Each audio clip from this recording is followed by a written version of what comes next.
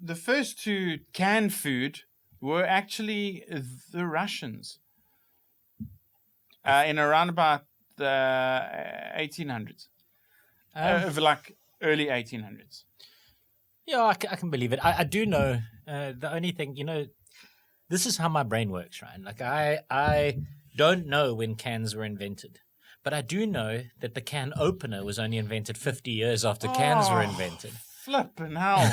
Yeah. So So there were for 50 years, there was just closed tins everywhere around. just with a rock, So I read that fact at some point that can openers were only invented 50 years after the cans were invented. And then it never occurred to me to dig deeper than that and think, when was that? What was the date? Because I'm not really interested in date. What was the date? Dates.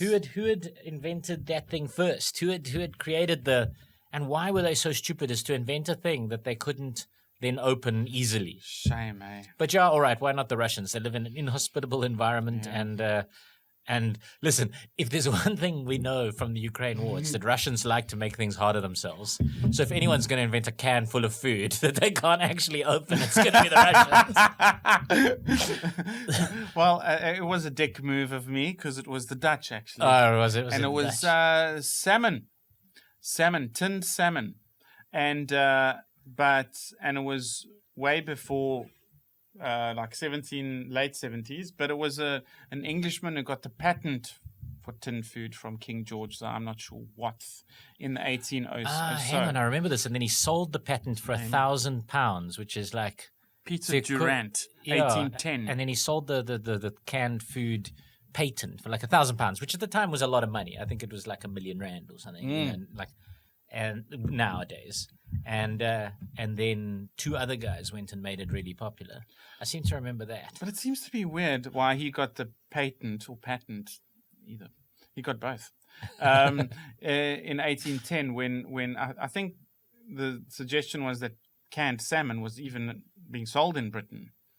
So, from the Dutch. And so, why he got who knows these things? Because King George wouldn't want to give the patent to some lousy, Dutch citizen across the pond when one of his could have it. That was the way things worked back then. Yeah, they were kind to each other. Well, the royals were, because Wilhelm bolted across to Britain when Napoleon pulled in.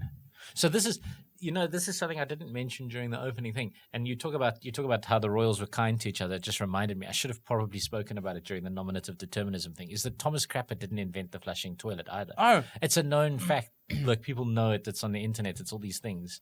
And I guarantee you, somebody's already complaining in the comment section before they've even reached this point. That wasn't true, Thomas. Yeah, no. So he didn't invent it. But what he did invent was the bathroom accessory showroom.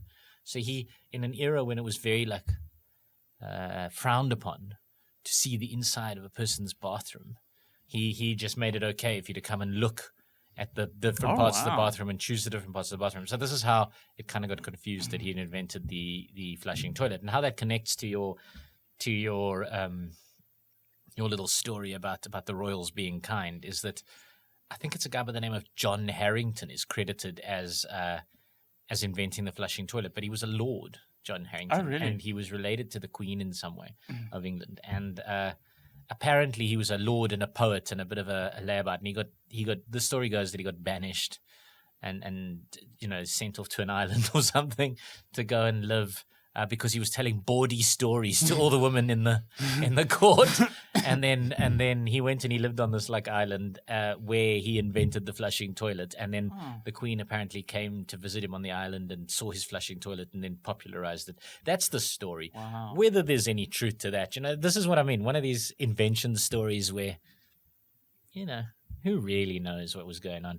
I somehow find it highly unlikely that a bawdy poet was the one who invented the flushing toilet. It seems to need quite a bit of plumbing knowledge, quite a bit of scientific. But the Romans had a bit of a system happening. I saw it on a historical thing. Sorry, a cistern? No, system. Okay, not a cistern. No, but they had I'd say sewage.